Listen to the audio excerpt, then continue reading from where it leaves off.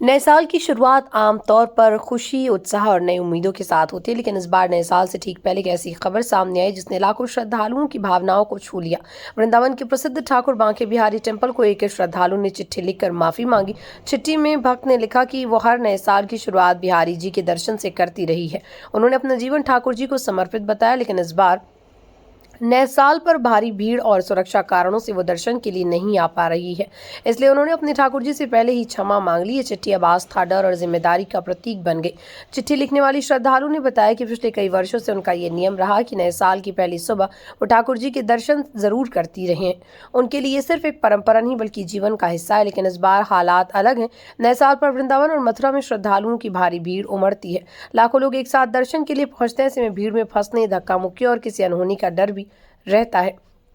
श्रद्धालु ने लिखा कि वो आस्था के साथ साथ अपनी और दूसरों की सुरक्षा को भी नजरअंदाज नहीं कर सकती, इसलिए भारी मन में से उन्होंने इस साल घर से ही ठाकुर जी को प्रणाम करने का फैसला किया। नए साल को लेकर प्रशासन ने भी साफ तौर पर अपील की। 31 दिसंबर और 1 जनवरी को अनावश्यक रूप से दर्शन के लिए न आए।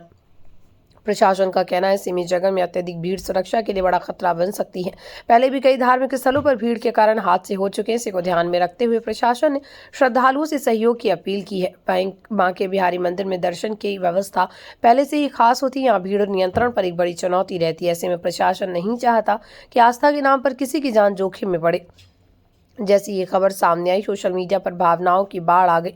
लोग इस श्रद्धालु की भावना की तारीफ करें। कई लोगों ने लिखा, सच्ची भक्ति मंदिर पहुंचने से नहीं बल्कि मन की श्रद्धा से होती। कुछ यूजर्स ने कहा कि ठाकुर जी भाव देखते हैं, भीड़ में आकर खतरा उठाना भक्ति नहीं बल्कि लापरवाही हो सकती है। वहीं कई श्रद्धालुओं ने खुद भी ये स्वीकार किया कि वो इस बार घर पर ही रहकर पूजा करेंगे। इस चिट्ठी ने यह भी दिखाया कि आज का भक्त सिर्फ आस्था में डूबा नहीं बल्कि जिम्मेदार नागरिक भी है, जो समाज और प्रशासन दोनों की चिंता करता है। इस पूरी घटना से एक गहरी सीख मिलती है। आस्था का मतलब केवल मंदिर जाकर दर्शन करना नहीं, आस्था का मतलब जिम्मेदारी, संयम और दूसरों की सुरक्षा का ख्याल।